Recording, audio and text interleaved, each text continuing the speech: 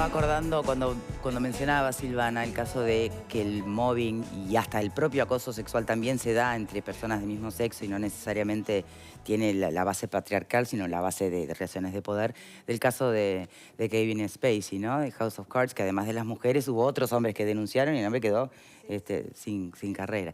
Y eso me lleva a la... Lo que se espera es eso. Sí, me lleva a la dimensión pública, que tiene un elemento que me gustaría saber cómo se articula, si lo estamos haciendo bien o mal, porque obviamente esa relación de poder hoy en día con las redes sociales y con todo el movimiento feminista detrás, la exposición, la denuncia y la visualización por parte del gran público de estos casos terminan empoderando a la mujer.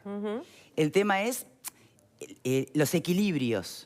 Sí. ¿No? Porque también es una herramienta que puede permitir a una mujer destruir la vida y la carrera de alguien. Sí, sí, en un segundo. ¿Cómo equilibrar ese poder?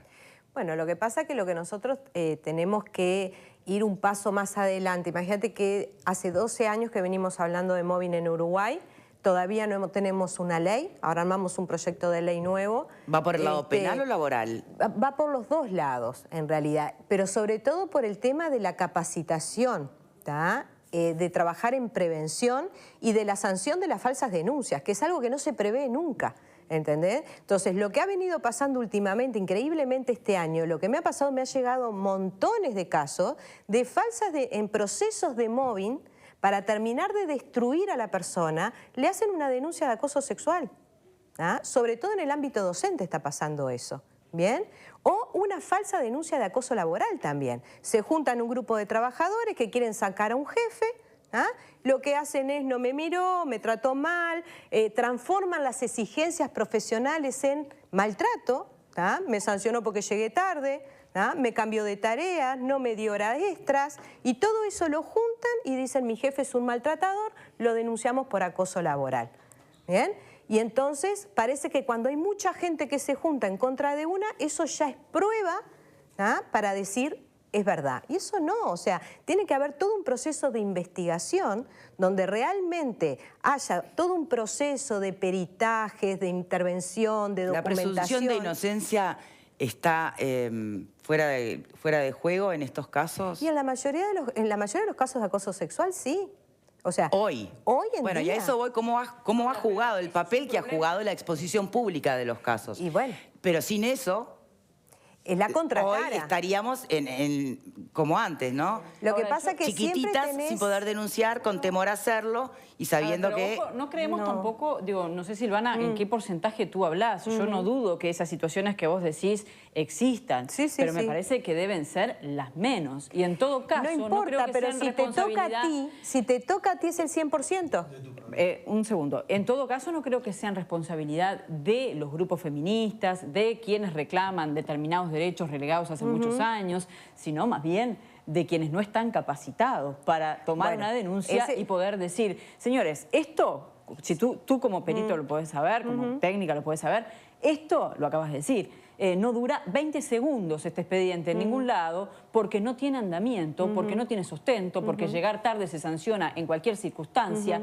y no es acoso laboral, es cumplir reglas y porque no hay determinados elementos que impliquen que aquí hay acoso sexual. Ahora, si tú tenés un Estado que no está preparado para atender determinadas situaciones, no echemos las culpas a determinados grupos que creo que legítimamente reclaman derechos relegados y que denuncian situaciones que están totalmente naturalizadas. Ustedes tuvieron que ir a ver una película como una novedad de cosas que suceden hace décadas y que las propias mujeres naturalizamos. Porque cuando tú decís, es un tema de hombres o es un tema de las feministas, no, es un tema del patriarcado. Y el patriarcado también lo componemos las mujeres. Bien, pero eso no está en todos los discursos, bueno, Verónica, por eso está bueno plantearlo también, ¿no? No, está en el mío. Si vemos a las mujeres como parte del problema... No me hago cargo de los discursos de los demás, me hago cargo de mi propio discurso. A ver, alguien más, por favor, Marta. El acoso no necesita el tema de género.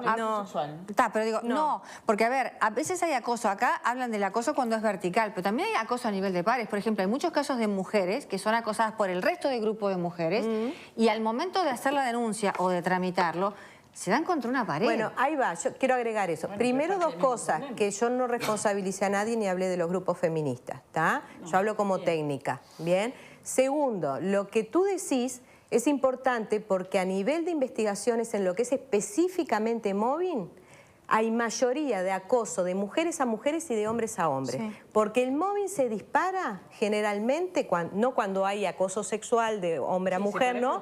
Se dispara cuando un trabajador se convierte en una amenaza para un depredador. Y ese dispararse tiene varios motivos. Envidia, celos, secretos de corrupción a proteger, reivindicaciones salariales, etcétera, etcétera, etcétera. Entonces, ahí también nosotros tenemos que ver que cuando todo lo queremos explicar desde una variable, eso no es ciencia.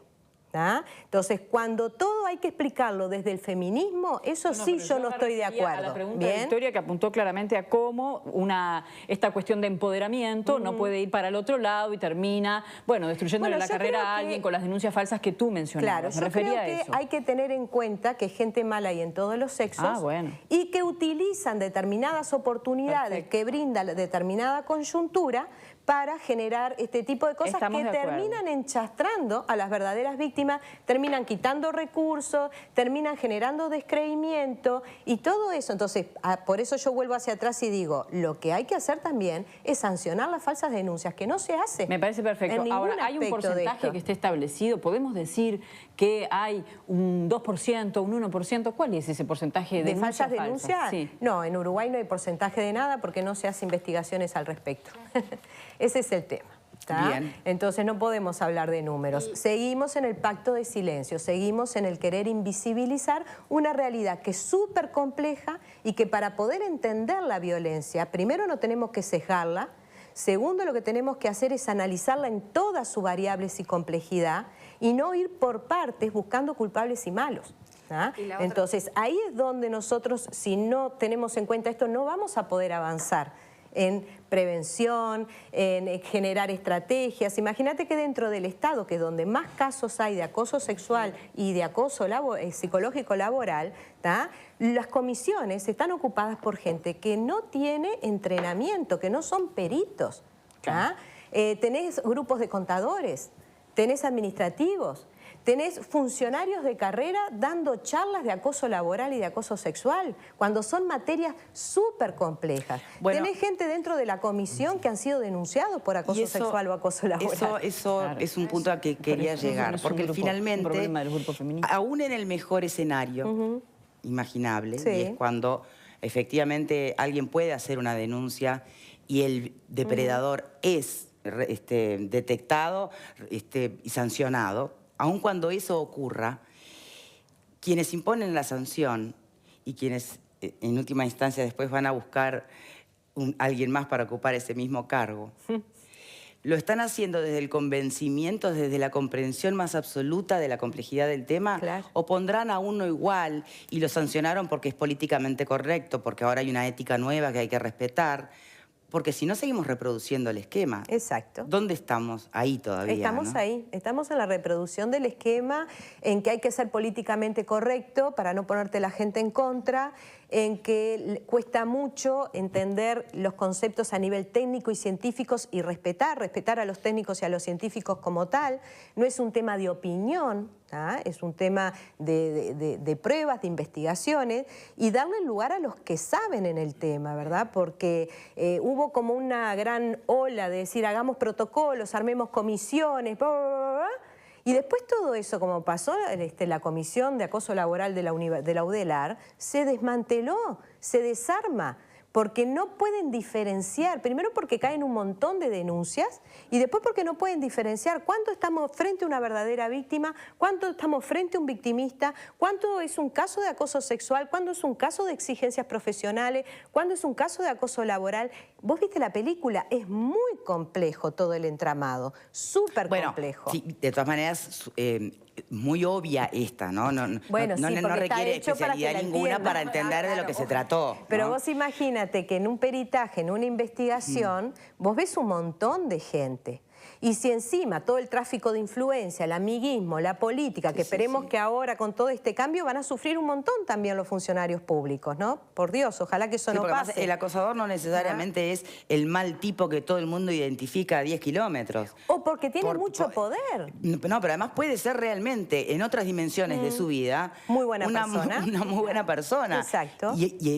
Pero está haciendo agua y mucha por ese lado. Exacto, pero aparte puede ser una persona que tenga mucho poder, mucha influencia económica y política, por ejemplo, y la comisión va a decir, yo también dependo, porque las comisiones aparte las hicieron internas dentro del propio ente del Estado. ¿Me voy a meter con fulanito? No, yo esto no lo investigo, o lo dejamos pasar, lo archivamos, lo dormimos, o sea, son temas súper complejos que necesitan de una ética, de un profesionalismo, de un conocimiento y de una objetividad, que es lo que hoy no estamos teniendo y se ha perjudicado muchísima gente, no solamente por las falsas denuncias, sino porque las verdaderas denuncias tampoco prosperan. Habemos toda una generación de mujeres que obviamente podemos llegar a contar cosas que nos han pasado, ¿no? Bien, ¿hay que sumarse al Me Too? Y si te sentís incluida en lo que te pasó, sí. Pero yo quería relacionar algo que dijo... No, pero ¿sabes por qué lo pregunto? Porque efectivamente una puede haber vivido algo hace muchos años, esa persona estar en otra etapa totalmente de su vida y que le cae una denuncia ahora y tal vez está reinventado, no me sale la palabra, ¿no? Sí, reformado. Reformado, exacto. Es muy complejo también tomar esas decisiones. Pero ¿sabes qué? Es sanador. Pero por otro lado, si lo hubieras hecho antes, le hubieras evitado seguramente a otras mujeres pasar por el mal momento que ese hombre hacía pasar en sus épocas mozas. Tal vez son las formas, ¿no? Ahora, hay un estudio en criminología que dice que el 50% de los que cometen delito no tienen ninguna patología. O sea que, por lo tanto, una situación de acoso sexual puntual no habla de que la persona es un depredador o es un psicópata integrado o es un narcisista maligno. O sea, puede ser un error, realmente una equivocación, un momento, una coyuntura de la persona, ¿tá? Que después no pasó nunca más nada. Entonces, hay que tener mucho cuidado porque todos somos seres humanos, todos nos equivocamos. Que no se vaya a confundir. Estamos hablando de acoso sexual, acoso laboral. No estamos hablando de violación. No, de escenarios donde acá no se discute, no hay nada que discutir. No, por favor, porque que no se vaya a creer. Claro. Es un tipo de violencia, sin duda, pero para no pensar que algunas consideraciones que se han planteado en el panel hoy puedan remitirse a casos de violencia extrema como una violación. No, por supuesto.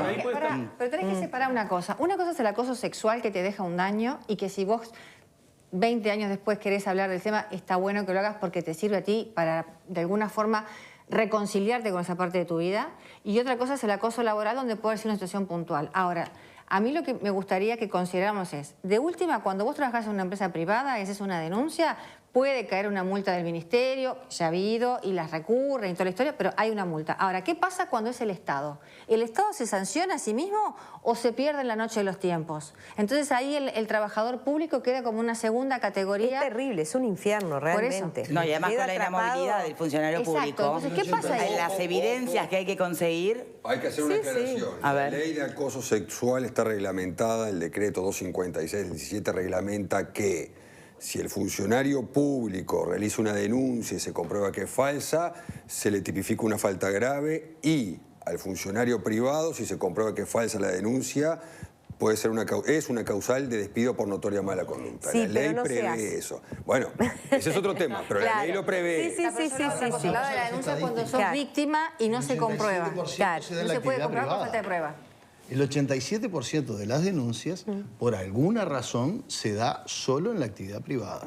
Porque los públicos no denuncian. Claro. Nada más que por eso, porque no denuncian. ¿Pero por qué no denuncian? ¿Pero por qué no denuncian? No pasa nada. Claro. Lo que pasa es que ahí entras en la materia probatoria, que es la parte más difícil de esto. En realidad es difícil y no imposible. Tú imagínate. El Estado no se sanciona a sí mismo. Vos a la empresa privada le pones 128 UR de multa por esta situación. Claro. Bárbaro. ¿Y el Estado que se va a sancionar a sí mismo? Por supuesto, claro. Y aparte Claro, no hay una también llega el tema. Acá lo que yo veo en esta ley, ¿verdad?, que está reglamentada, bárbaro, todo precioso, pero que es de difícil aplicación y tiene muchas falencias. Sí, muchísimas. ¿Por qué?